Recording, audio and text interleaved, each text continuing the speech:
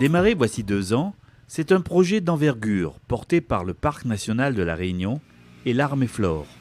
Baptisé Gaillard, ce projet ambitieux affiche plusieurs objectifs. L'objectif principal, c'est vraiment d'aider des agriculteurs à installer 10 parcelles agroforestières tout autour de l'île. Et la particularité, c'est que ces parcelles, on les installe sur des terrains agricoles qui sont à la base en friche.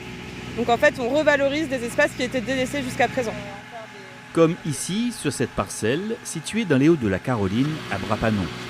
Un petit coin de nature où Christophe et Mélissa Dallot se sont installés voici 3 ans. C'est une entreprise familiale. Le projet, c'est un vrai projet familial, ouais. Où nous avons créé notre propre emploi dans un premier temps et surtout des valeurs vraiment patrimoniales derrière, et des valeurs agricoles, des valeurs patrimoniales et des valeurs humaines derrière. Ouais. C'est un vrai projet familial. Ouais. Mais moi, je suis en tant que conjointe collaboratrice à temps plein aussi sur la plantation. Donc j'aide à toutes les activités qui sont liées à la plantation, que ce soit défrichage, plantation, récolte, transformation, enfin voilà. Et surtout, en fait, ce qu'elle y fait aussi, c'est la fécondation des fleurs de vanille. Voilà. Et aussi l'extraction de miel, tout ce que nous fait, elle y met la main à la pâte. Mais pour l'heure, c'est un gros chantier de défrichage que le couple de jeunes agriculteurs a entrepris sur sa parcelle, aidé dans ce travail difficile par cette machine performante. Pour le coup, on a attaqué un chantier de réhabilitation foncière. Donc avec le robot de pente, c'est un robot de marque italienne avec une tête forestière que vous voyez devant et qui permet de débroussailler et de mulcher en même temps les végétaux. Donc c'est quand même une machine, je pensais quand j'ai fait venir à La Réunion, je pensais vraiment que c'était la machine qu'il fallait, idéale, adaptée pour réhabiliter des terrains comme ça, un petit peu en friche depuis quelques années. C'est une machine qui est intéressante parce que là, tous les fluides sont biodégradables. Donc pour les terrains qui sont en bio, en culture bio, il n'y a pas de souci. Et la machine n'a pas d'impact au sol, à l'inverse des pelles. Donc il n'y a pas de tassement. Et vous voyez, le terrain, on mulch, tous les déchets restent sur site.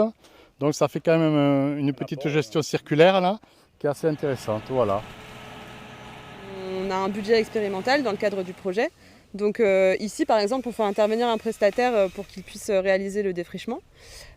Sur d'autres parcelles, et notamment celle du Sud, on a eu un appui financier avec des fonds leaders donc européens, grâce au GAL Grand Sud, qui nous a accompagnés sur le montage d'un dossier.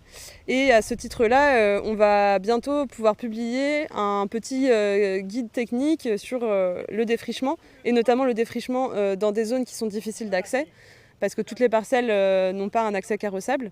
Et donc pour eux, il y a un gros avantage à connaître en fait les coûts et les temps de travail qui sont associés à ces méthodes-là pour éventuellement pouvoir accompagner des projets et avoir des références sur lesquelles se baser. L'enjeu est vraiment énorme parce que dans le travail de défrichage qu'il faut faire, il faut le faire en respectant l'environnement, en respectant la faune, la flore, mais aussi pour tout ce qui est les zones d'inondation et les lessivage des sols.